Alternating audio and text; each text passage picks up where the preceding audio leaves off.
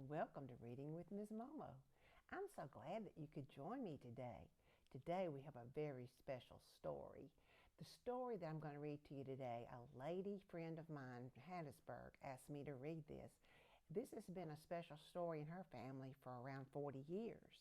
And she would read it to her children, and then they would read it to their children later. And I think even one of them read it at school to their classmates one time. So it's a very special story to many people.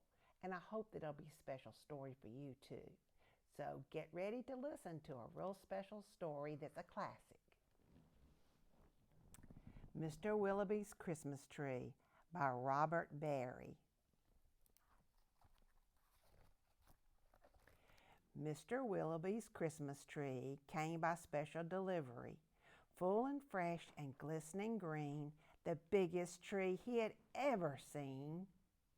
And there goes the tree to Mr. Willoughby's house. There's Mr. Willoughby looking out. He dashed downstairs to open the door. This was the moment he had been waiting for. A magnificent tree. Splendid, he cried. Please, sir, won't you carry it right inside? I think it might look best this year right in the parlor corner here. So they're delivering the tree and they're going to put it over in the parlor corner. But once the tree stood in its place, Mr. Willoughby made a terrible face. The tree touched the ceiling and then it bent like a bow.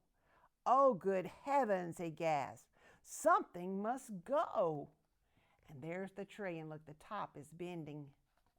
So he's saying that something's got to go. This doesn't work. Baxter the butler was called on in haste to chop off the top, though it seemed quite a waste. That's great, Mr. Willoughby cried with glee. Now we can start to trim the tree. When the trimming was well underway, the top was placed on a silver tray. Baxter said, I don't know who'd be delighted with this Christmas tree. And there he goes, carrying the top on a silver platter.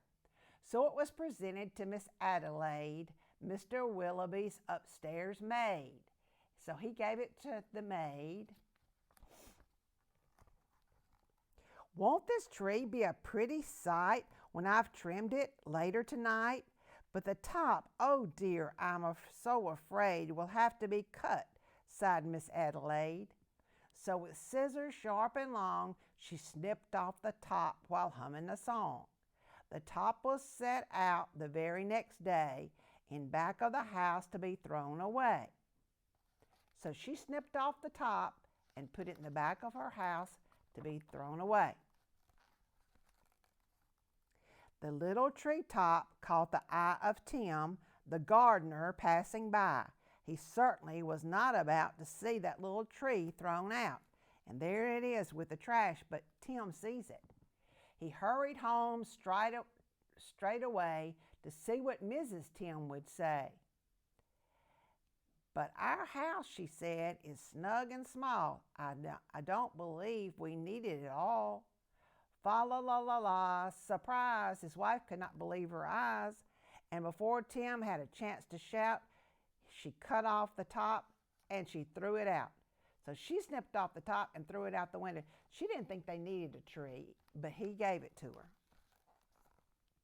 Barnaby Bear was padding by. It almost hit him in the eye. Now who would throw a tree away so very close to Christmas Day? I'll take it home. That's what I'll do.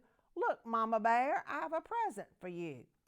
So Barnaby Bear took it home, and Mama Bear gets to see the little tree. Isn't it a pretty tree? Yawned Barnaby quite drowsily. But Little Bear, standing off far, cried out, That tree won't hold a star. Barnaby said, Let's cut a hunk off the bottom. Here is the trunk. But Mama Bear just shook her head and sliced the tree top off instead. So Mama Bear, cut off the top of the tree.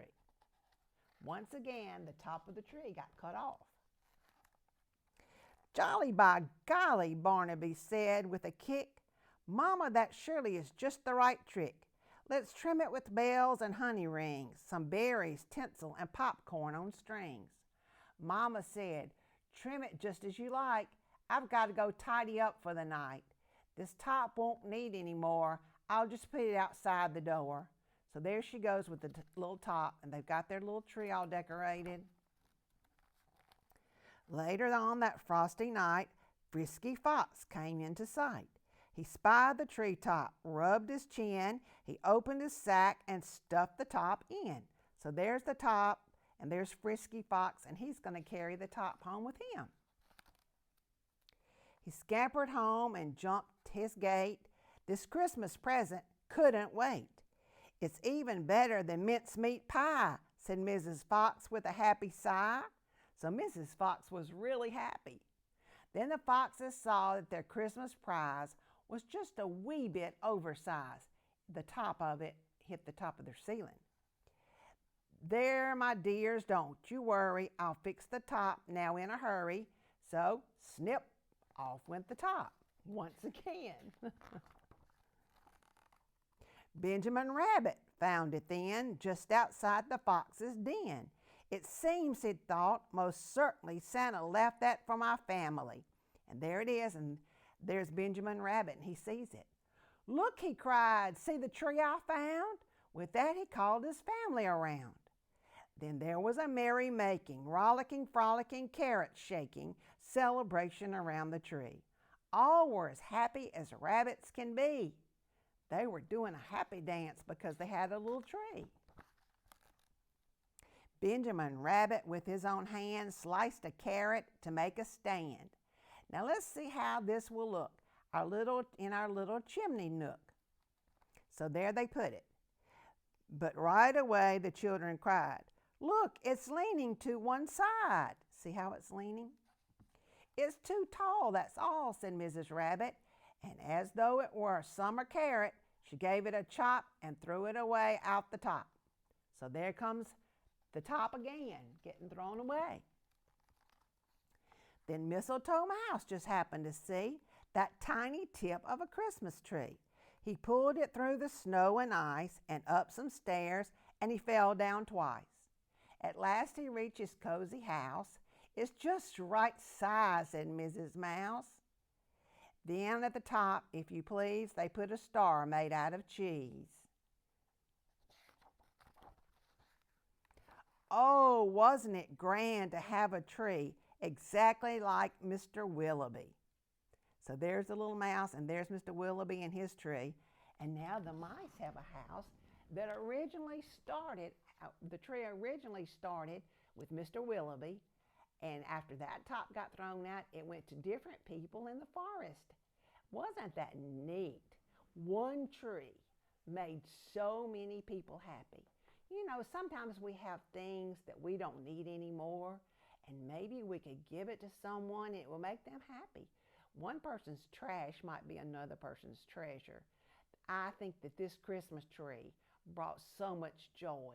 I hope that your Christmas tree brings joy to your home, whatever type of Christmas tree you have.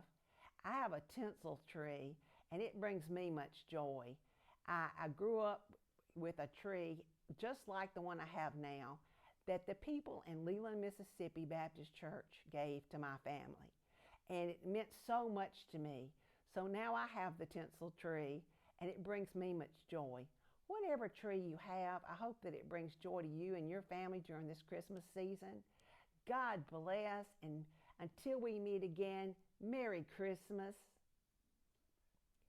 God bless.